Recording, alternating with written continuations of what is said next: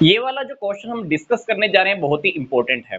Retirement को लेकर है कि एक पर्सन जब फर्म से रिटायर होना चाहता है, मतलब पार्टनर जब फर्म से रिटायर होना चाहता है, तो रिटायर होने के कौन कौन से रास्ते होते हैं, कौन कौन से वेज उसको मिल सकते हैं। पहला रास्ता म्यूचुअल कंसेंट। मान लो डी ने बाकी के पार्टनर्स को अपनी इच्छा जाहिर की कि मैं फर्म से रिटायर होना चाहता हूं, और ए बी सी उसके डिसीजन को फॉलो कर लेते हैं, कहते हैं कि ठीक है तू रिटायर होना चाहता है तो रिटायर हो सकता है। मतलब चारों पार्टनर की कंसेंट के बेस पर हमने एक पर्सन को क्या किया, रिटायर कर दिया। उसका डिसीजन था, इन्होंने मान लिया, तो म्यूचुअल कंसेंट के बेस पर भी एक पार्टनर फर्म से रिटायर हो सकता है। दूसरा तरीका प्रोविजन इन पार्टनरशिप डीड।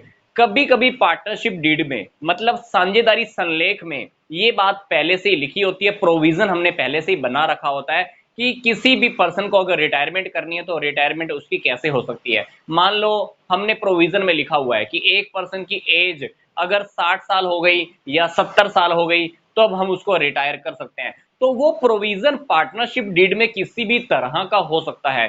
तो अगर पार्टनरशिप डीड में प्रोविजन दिया हुआ है, उसके बिहाफ पर भी एक पर्सन फर्म से रिटायरमेंट ले सकता है। इसके लिए उसे क्या करना होगा, एक रिटर्न में नोटिस देना पड़ेगा बाकी के पार्टनर्स को, और वो फर्म से रिटायरमेंट ले सकता है। तीसरी बात रिटर्न नोटिस। ये रिटर्न नोटिस तब काम करता है जब हमारी कभी कभी क्या होती है, पार्टनरशिप एट विल होती है। पार्टनरशिप एट विल का मतलब होता है कि कभी कभी कुछ लोग मिलकर बिजनेस स्टार्ट करते हैं एक अनलिमिटेड टाइम के लिए। एक बिजनेस स्टार्ट करते हैं अनलिमिटेड टाइम के लिए, तो हम उसको बोलते हैं पार्टनरशिप एट विल।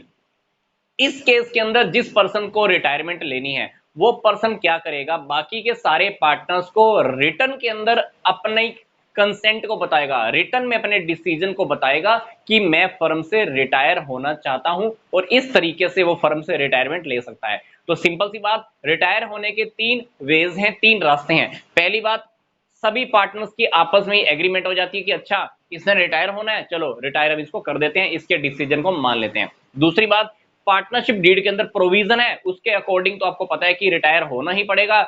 इसके अंदर भी क्या, जिस पार्टनर को रिटायर होना है वो बाकी के पार्टनर्स को रिटर्न में नोटिस दे देता है, किसके बिहाफ पर, प्रोविजन के बिहाफ पर, और वो रिटायरमेंट ले सकता है।